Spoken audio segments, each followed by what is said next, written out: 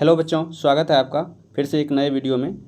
और हम लोग इसमें जो है क्लास 10th के प्रकाश चैप्टर प्रकाश का परावर्तन से सभी ऑब्जेक्टिव क्वेश्चंस को डिस्कस करेंगे। सभी ऑब्जेक्टिव क्वेश्चंस इसमें जो भी है वेरी वेरी इंपॉर्टेंट क्वेश्चंस है और एग्ज़ाम में आने की 100% संभावना है यहाँ से। ठीक है, तो इसलिए आप लोग ध्यान से समझने का कोशिश करेंगे, सभी ऑब्जेक्टिव को ध्यान से देखेंगे और कॉन्सेप्ट के साथ, इसको रट्टा नहीं लगाना है, कॉन्सेप्ट के साथ समझने का कोशिश करेंगे। ठीक है, तो चलिए हम लोग पहला क्वेश्चन ही देखते हैं। पहला क्वेश्चन क्या है, देखिए। अवतल दर्पण में वस्तु का प्रतिबिंब, वस्तु का प्रतिबिंब। अब देखिए ऑप्शन ए पढ़िए। आभासी होता है, वास्तविक होता है, किसी प्रकार नहीं बनता है, दोनों प्रकार का बनता है।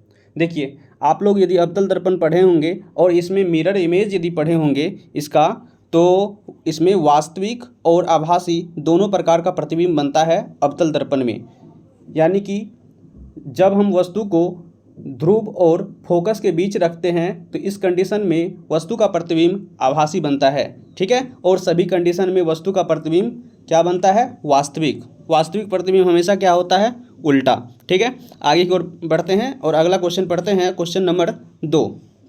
उत्तल दर्पण में वस्तु का प्रतिबिंब आभासी होता है, वास्तविक होता है, किसी प्रकार नहीं बनता है, दोनों प्रकार बनता है। तो देखिए उत्तल दर्पण में हमेशा वस्तु का प्रतिबिंब आभासी बनता है और वस्तु से छोटा बनता है, और आभासी प्रतिबिंब हमेशा सीधा होता है। ठीक है, तो इसका आंसर बताइए आप क्या होगा। तो इसका आंसर हो जाएगा आभासी होता है।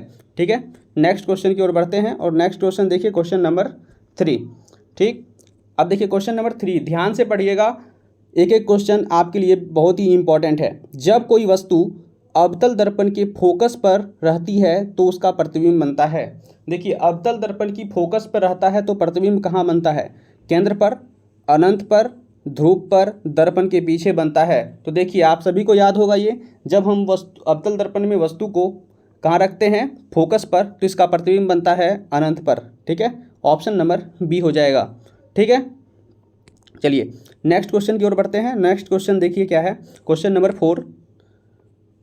क्वेश्चन नंबर 4 है, निम्नलिखित में गलत कथन को चिन्हित करें। गलत कथन को चिन्हित करना है। अवतल दर्पण में आभासी प्रतिबिंब बनता है, अवतल दर्पण में आभासी प्रतिबिंब बनता है, ये सही है, क्योंकि अवतल दर्पण में आभासी और वास्तविक दोनों प्रकार का प्रतिबिंब बनता है। ठीक है, अवतल दर्पण में वस्तु से छोटा आभासी प्रतिबिंब बनता है। देखिए ये ऑप्शन नंबर बी को थोड़ा ध्यान से आप पढ़ करके तब तक सोचिए, हम आगे ऑप्शन आपको पढ़ देते हैं। उत्तल दर्पण में आभासी प्रतिबिंब बनता है, उत्तल दर्पण में आभासी प्रतिबिंब बनता है, ये कथन सत्य है। उत्तल दर्पण में कभी भी वास्तविक प्रतिबिंब नहीं बनता है, ये कथन भी क्या है, 100% सत्य है, जो उत्तल दर्पण में कभी भी वास्तविक प्रतिबिंब नहीं बनता है। तो देखिए इसका जो आंसर हो जाएगा, अवतल दर्पण में वस्तु से छोटा आभासी प्रतिबिंब बनता है। तो देखिए आभासी प्रतिबिंब अवतल दर्पण में बनता तो है, लेकिन वस्तु से छोटा नहीं, वस्तु से बड़ा बनता है। जब हम फोकस और ध्रुव के बीच वस्तु को रखते हैं तो प्रतिबिंब दर्पण के पीछे और वस्तु से बड़ा बनता है। ठीक है, तो इसका आंसर होगा, यहाँ देखिए गलत पूछा था। अक्सर हम गलती कर देते हैं, जो क्वेश्चन को स्पीड में पढ़ लेते हैं, और जो यहाँ पे वर्ड दिया हुआ है गलत, तो गलत ही कथन इसमें से क्या करना है, चुनना है। तो ऑप्शन हो जाएगा बी। ठीक है, नेक्स्ट क्वेश्चन पढ़ते हैं और नेक्स्ट क्वेश्चन देखिए है क्या। उत्तल दर्पण में किसी वस्तु का उल्टा प्रतिबिंब बनता है, उत्तल दर्पण में किसी वस्तु का उल्टा प्रतिबिंब बनता है। तो देखिए उत्तल दर्पण को आप ध्यान रखना है, उत्तल दर्पण में हमेशा आभासी प्रतिबिंब बनता है, और आभासी प्रतिबिंब जो होता है वो सीधा होता है। तो आप देखिए किसी शर्त में नहीं, तो यहाँ पे उल्टा बोला है, तो किसी भी शर्त में उल्टा प्रतिबिंब नहीं बनता है। तो ऑप्शन नंबर ए ही इसका क्या हो जाएगा, आंसर। ठीक है, जब दर्पण, ये देखिए किसी शर्त में बनता ही नहीं है, तो आंसर क्या हो जाएगा, ऑप्शन नंबर ए। ठीक है, नेक्स्ट बढ़ते हैं आगे की ओर, क्वेश्चन नंबर 6।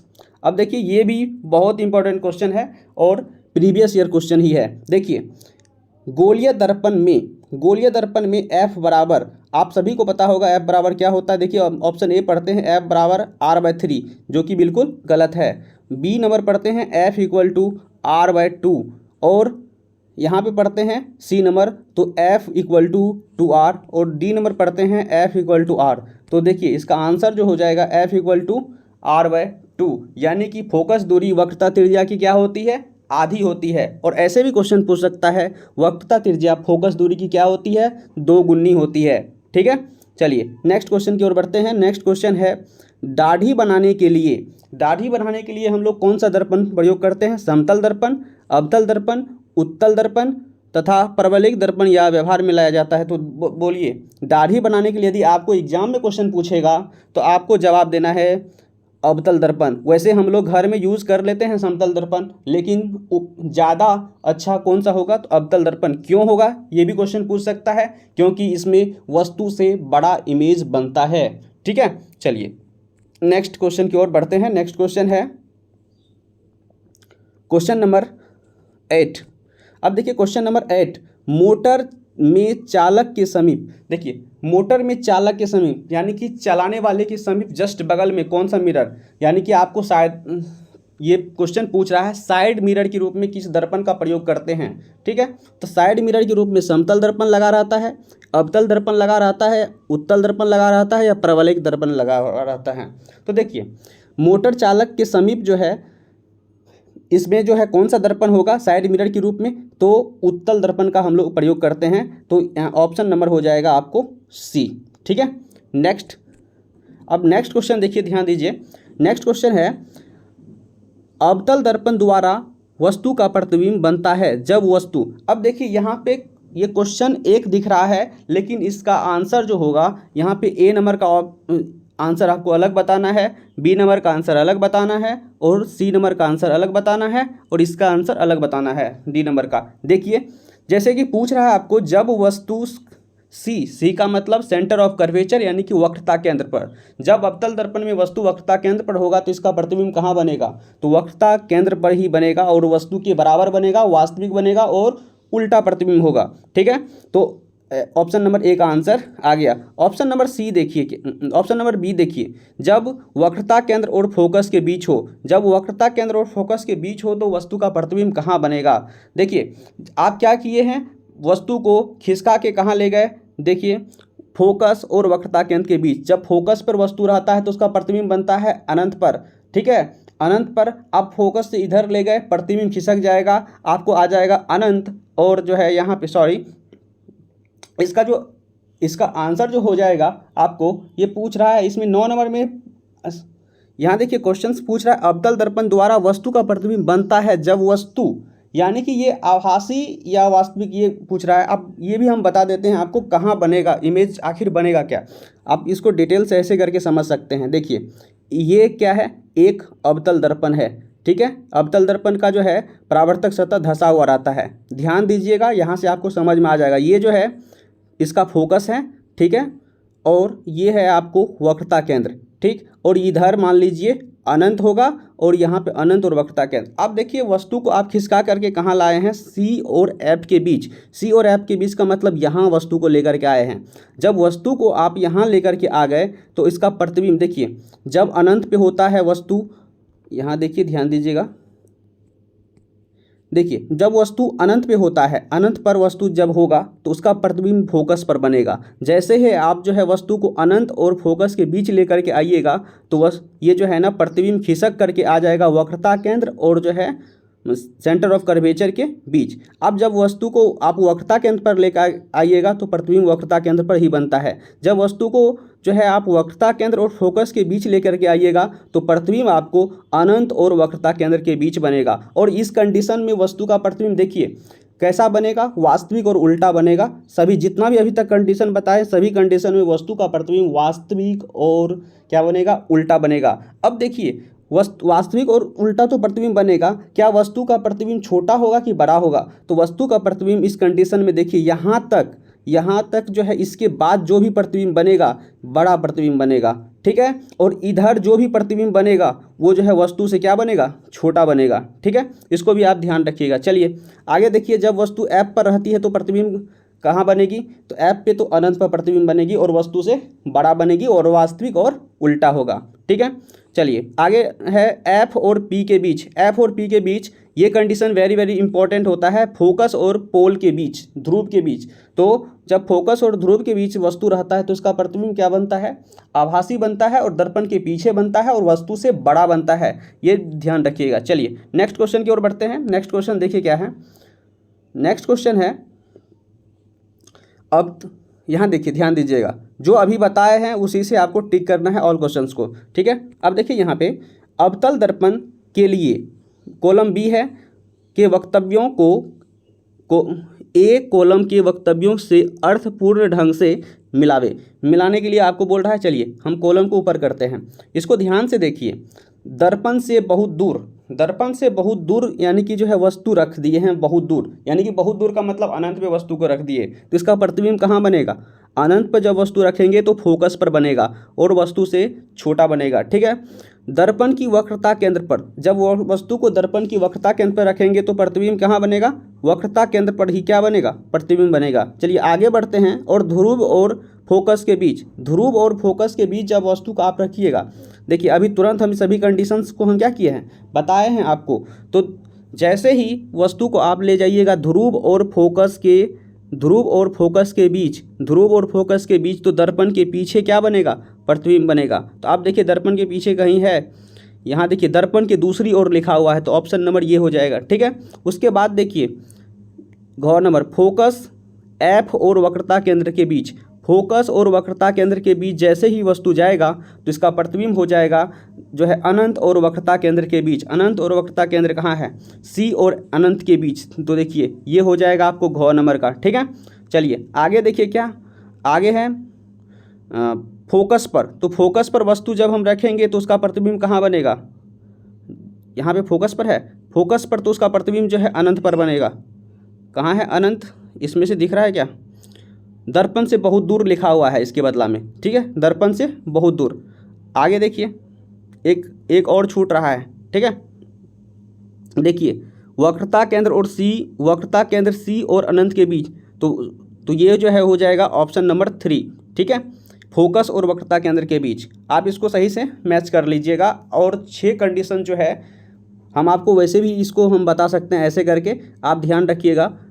यहाँ पे जो है ध्रुव होता है, पोल जिसको बोलते हैं, और ये हो गया आपको जो है वक्रता केंद्र हो गया, और ये क्या हो गया आपको, ये फोकस हो गया, और ये हो गया आपको वक्रता केंद्र। ध्यान रखिएगा यहाँ पे अनंत पर जब वस्तु होगा, मान लीजिए अनंत पे होगा वस्तु, जिसको हम जानते हैं अनंत पे होगा तो वस्तु उसका प्रतिबिंब बनेगा फोकस पर। अनंत और वक्रता केंद्र के बीच होगा तो वक्रता केंद्र और फोकस के बीच बनेगा प्रतिबिंब, और यदि वक्रता केंद्र पर होगा तो प्रतिबिंब वक्रता केंद्र पर ही बनेगा, ठीक है। जब वक्रता केंद्र और फोकस के बीच होगा तो वस्तु का प्रतिबिंब जो है कहाँ बनेगा, अनंत और वक्रता केंद्र के बीच बनेगा, ठीक है। जब फोकस पर होगा तो प्रतिबिंब बनेगा अनंत पर, जब फोकस और ध्रुव के बीच होगा वस्तु तो उसका प्रतिबिंब बनेगा दर्पण के पीछे, और आभासी प्रतिबिंब बनेगा और वस्तु से बड़ा बनेगा, ठीक है। चलिए आगे की ओर बढ़ते हैं। अगला क्वेश्चन देखिए बहुत इंपॉर्टेंट है, अवतल दर्पण की फोकस दूरी वक्रता त्रिज्या की। अब देखिए यहाँ पे क्या पूछा है, अवतल दर्पण की फोकस दूरी यानी कि एफ पूछा है, तो एफ जो होता है आर बाय क्या होता है 2। अवतल दर्पण की फोकस दूरी वक्रता त्रिज्या की, तो वक्रता त्रिज्या की क्या होती है, तो आधी, ऑप्शन नंबर ए हो जाएगा, ठीक है। आगे की ओर बढ़ते हैं। आगे देखिए क्या है, एक अवतल दर्पण की फोकस दूरी 10 सेंटीमीटर है तो उसकी वक्रता त्रिज्या होगी, यानी कि आपको फोकस दूरी दे दिया है तो एफ दे दिया है और पूछ रहा है क्या, आर पूछ रहा है, ठीक है। क्या पूछ रहा है, आर, आपको ये दे दिया है 10, तो 10 है तो आर क्या हो जाएगा, आर इक्वल टू होता है 2f, तो 2 से गुना कर दीजिए तो 2 गुना 10 कितना हो जाएगा 20, यानी कि 20 सेंटीमीटर, ऑप्शन बी हो जाएगा। चलिए आगे देखिए, एक अवतल दर्पण की वक्रता त्रिज्या कि कौन सा, वक्रता त्रिज्या यानी कि आर दे दिया है आपको 20 सेंटीमीटर, आर दे दिया है आपको, आर जो है आपको दिया है 20 सेंटीमीटर, ठीक है।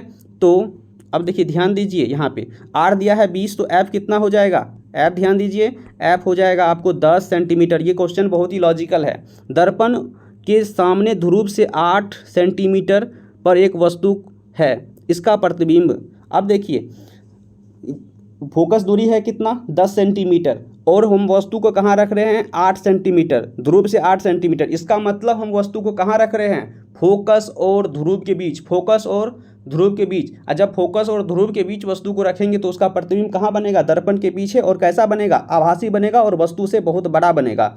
ठीक है, तो दर्पण के फोकस पर बनेगा, अनंत पर बनेगा, दर्पण के पीछे बनेगा। तो देखिए दर्पण के आगे फोकस, देखिए आगे तो कभी बनेगा नहीं, तो दर्पण के पीछे बनेगा और आभासी बनेगा और वस्तु से बड़ा बनेगा। ठीक है, तो ऑप्शन नंबर सी हो जाएगा इसका आंसर। चलिए आगे बढ़ते हैं, क्वेश्चन नंबर 14। देखिए यहाँ पे अवतल दर्पण के सामने 2 सेंटीमीटर अवतल दर्पण के सामने 2 सेंटीमीटर ऊंची एक वस्तु है, उसका प्रतिबिंब दर्पण में आभासी 6 सेंटीमीटर ऊंचा है। अब देखिए ध्यान दीजिए, अवतल दर्पण के सामने 2 सेंटीमीटर एक वस्तु है, 2 सेंटीमीटर का एक वस्तु है, उसका प्रतिबिंब देखिए कितना बन रहा है, उसका प्रतिबिंब दर्पण में आभासी 6 सेंटीमीटर ऊंचा बन रहा है।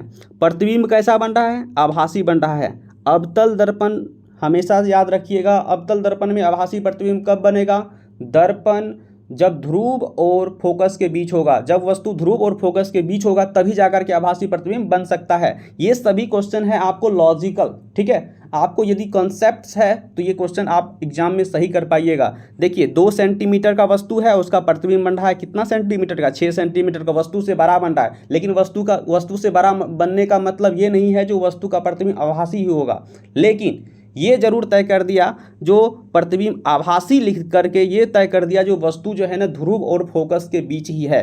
तो देखिए दर्पण के पीछे बनता है। अब देखिए यहाँ पे दर्पण के पीछे, तो हाँ आभासी प्रतिबिंब हमेशा अवतल दर्पण में कहाँ बनेगा, दर्पण के पीछे बनेगा। तो ऑप्शन नंबर ए ही हो जाएगा। आगे पढ़ लेते हैं, दर्पण के फोकस पर, ये कभी सत्य नहीं है।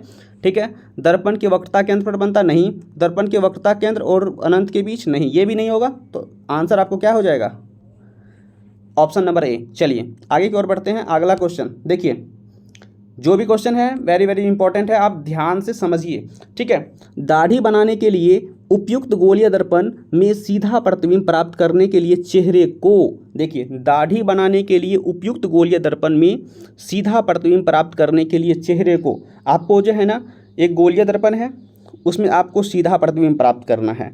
ठीक है, सीधा दाढ़ी बनाने में के लिए, तो दाढ़ी बनाना है और सीधा प्रतिबिंब, तो आप देखिए कहाँ पर रखिएगा, वक्रता केंद्र के बाहर रखना चाहिए।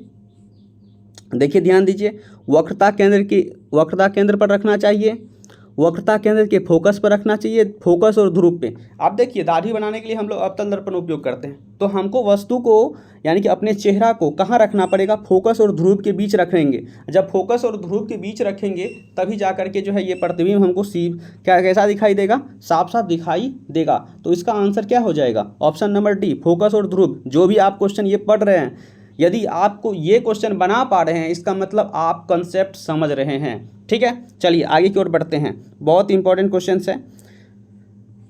देखिए एक गोलीय दर्पण, क्वेश्चन नंबर 16 पे आते हैं। एक गोलीय दर्पण 6 सेंटीमीटर दूरी पर रखे एक वस्तु का प्रतिबिंब 30 सेंटीमीटर दूरी पर उसी ओर बनता है और वस्तु दर्पण, अब देखिए यहाँ पे ध्यान दीजिए क्या बोला है, एक गोलीय दर्पण 6 सेंटीमीटर की दूरी पर रखे वस्तु का प्रतिबिंब 30 सेंटीमीटर दूरी पर बनता है, तो बनता है जिस और वस्तु है उसी ओर प्रतिबिंब बन रहा है।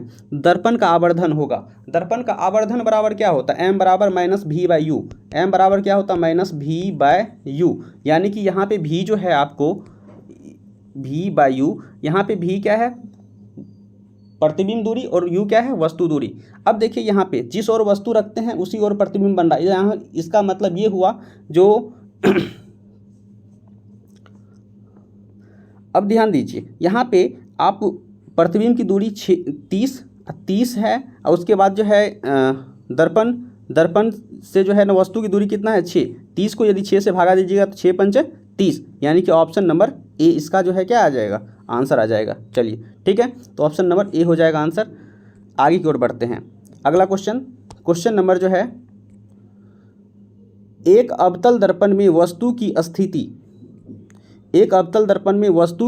स्थिति ध्रुव और फोकस के बीच है। अब देखिए अवतल दर्पण में ध्रुव और फोकस के बीच, ये बहुत ही वीवीआई क्वेश्चन है ही। देखिए ध्रुव और फोकस के बीच जब भी वस्तु होगा तो प्रतिबिंब कहाँ बनेगा, कैसा बनेगा, देखिए वो पूछ रहा है आभासी और छोटा बने होगा, आप बताइए। आभासी और बड़ा होगा, वास्तविक और छोटा होगा, वास्तविक और बड़ा होगा। तो देखिए आभासी, जब ध्रुव और फोकस के बीच वस्तु होता है तो आभासी और वस्तु से बड़ा प्रतिबिंब बनता है। तो ऑप्शन नंबर बी इसका जो है सही जवाब हो जाएगा। चलिए आगे, अवतल दर्पण द्वारा बना प्रतिबिंब आभासी तथा सीधा होता है जब वस्तु, अब देखिए अवतल दर्पण द्वारा बना प्रतिबिंब आभासी और सीधा कब होता है, इतना बार बोल चुके हैं जो आपको याद हो गया होगा। फोकस पर होता है, फोकस और दर्पण के बीच होता है, या वक्रता की त्रिज्या पर, या अनंत पर। देखिए ध्यान दीजिए इसमें क्या होगा, फोकस और दर्पण के बीच। फोकस और दर्पण के बीच कहने का मतलब ध्रुव और जो है ना फोकस के बीच। तो ये आंसर ऑप्शन नंबर बी हो जाएगा। ठीक है, आगे की ओर बढ़ते हैं।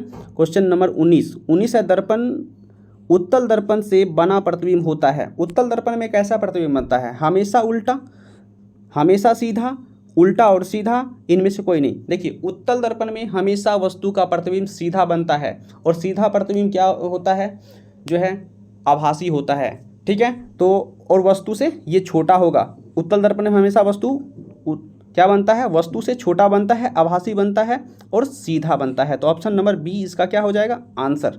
ठीक है, आगे की ओर बढ़ते हैं। Question number 20। अब देखिए क्वेश्चन नंबर 20 की ओर बढ़ते हैं। यहाँ है, किसी गोलीय दर्पण की फोकस दूरी वक्रता त्रिज्या का अनुपात। अब देखिए क्या है, किसी गोलीय दर्पण में फोकस दूरी और वक्रता त्रिज्या का अनुपात। फोकस दूरी है और वक्रता त्रिज्या का अनुपात। आप बताइए क्या बोल रहा है, जो फोकस दूरी, तो फोकस दूरी f और वक्रता त्रिज्या जो है ये 2f के बराबर होता है, यही होता है ना, इन दोनों का अनुपात। तो f से f कट गया, यानी कि 1/, क्या हो गया, 2। 1/2 का मतलब 0.5 होगा। तो यही पूछा क्वेश्चन। देखिए जो भी क्वेश्चन इसमें है लॉजिकल क्वेश्चन है, तो इसलिए आप इसको ध्यान से पढ़ करके समझने का कोशिश करेंगे। ठीक है, किसी गोलीय दर्पण में फोकस दूरी और वक्रता त्रिज्या का अनुपात 0. क्या हो जाएगा, 5। ठीक है, तो ऑप्शन नंबर ए इसका आंसर हो जाएगा, ऑप्शन नंबर ए। ठीक है, कहीं कन्फ्यूजन होता है तो इसको दोबारा आप देखिए। चलिए आगे बढ़ते हैं। 10 सेंटीमीटर फोकस दूरी वाले अवतल दर्पण के सामने 20 सेंटीमीटर दूर एक वस्तु को रखने पर प्रतिबिंब, हाँ देखिए क्या बोला है, आप ध्यान दीजिए। 10 सेंटीमीटर फोकस दूरी वाले एक दर्पण है। 10 सेंटीमीटर फोकस दूरी यदि 10 सेंटीमीटर है तो आप ही बताइए इसका वक्रता त्रिज्या कितना हो जाएगा।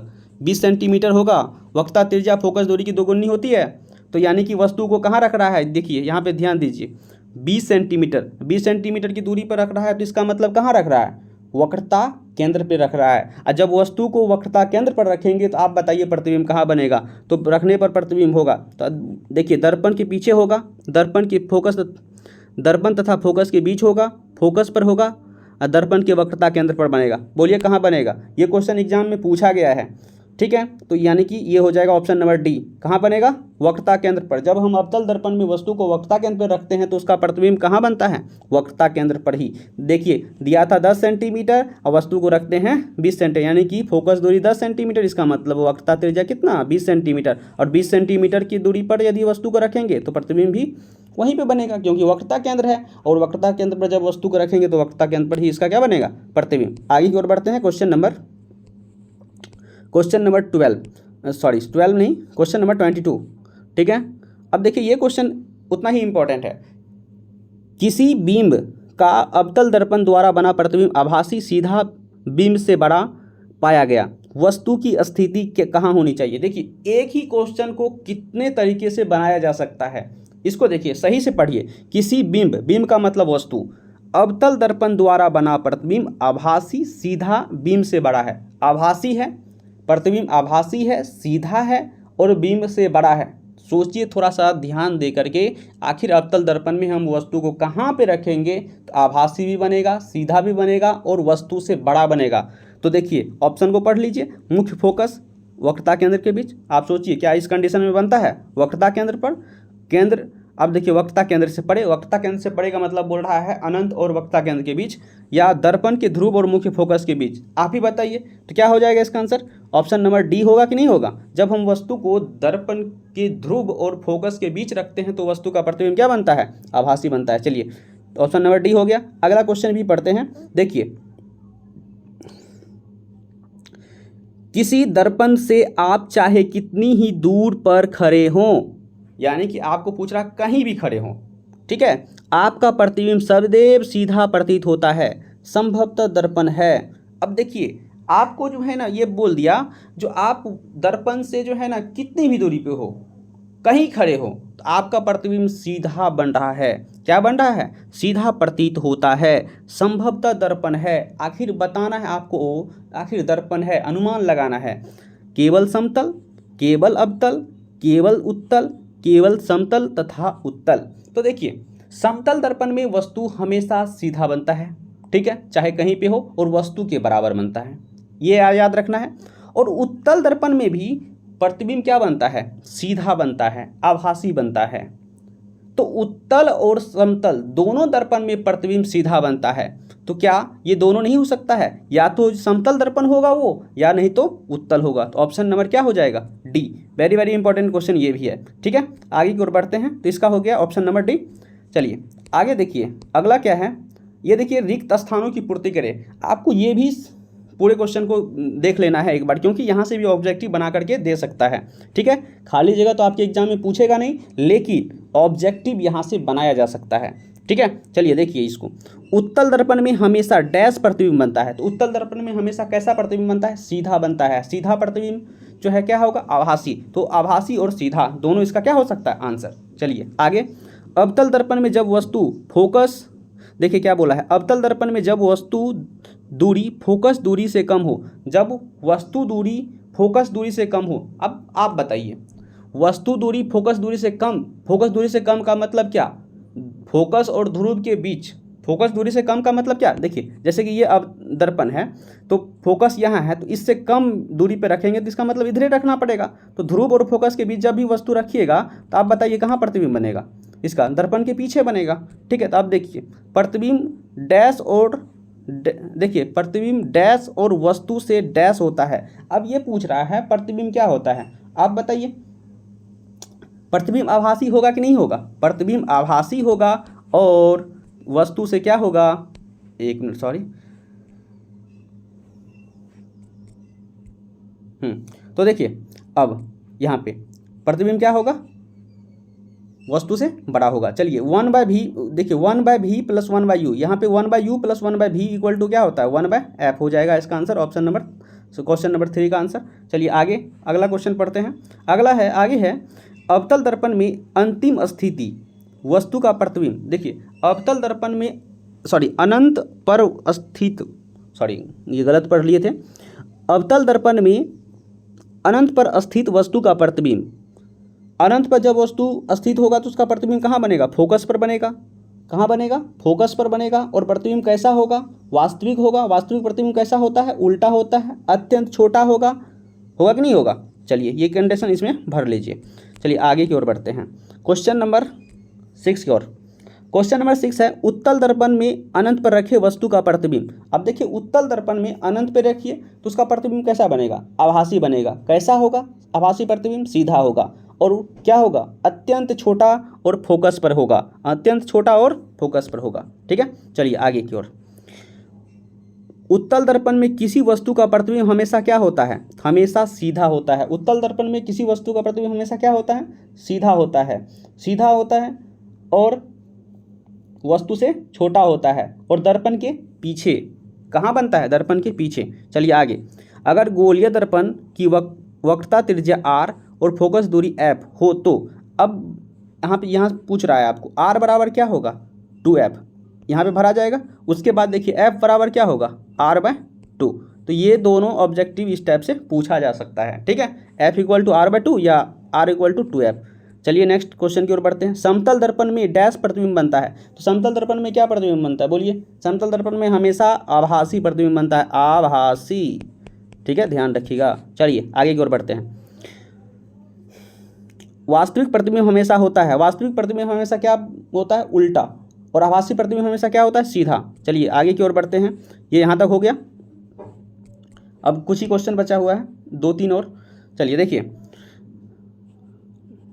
स्कूटर के साइड मिरर के रूप में। अब साइड मिरर के रूप में जो है, साइड मिरर के रूप में कौन सा दर्पण? उत्तल दर्पण, ठीक है। उत्तल दर्पण का प्रयोग करते हैं साइड मिरर के रूप में, ठीक। चलिए आगे, नेक्स्ट क्वेश्चन है, दाढ़ी बनाने के लिए प्रायः डैश दर्पण का उपयोग होता है। दाढ़ी बनाने के लिए प्रायः किस दर्पण का उपयोग करते हैं हम लोग? अवतल दर्पण का। लेकिन हम लोग घर में कौन सा दर्पण उपयोग करते हैं? घर में हम लोग जो है ना समतल दर्पण का ही उपयोग करते हैं। ठीक है, चलिए तो आप लोगों को इसमें जो है हम कितना क्वेश्चन बता चुके हैं? क्वेश्चन नंबर के अकॉर्डिंग जो है आपको हम बताएं 35, लेकिन आप यदि इसको सभी फैक्ट को यदि काउंट कीजिएगा तो 50+ क्वेश्चन हो जाएगा। और यदि ये 50+ क्वेश्चन यदि आप अस्थिर से समझ करके बना लीजिएगा तो एक भी क्वेश्चन आपके एग्जाम में इससे बाहर नहीं आएगा।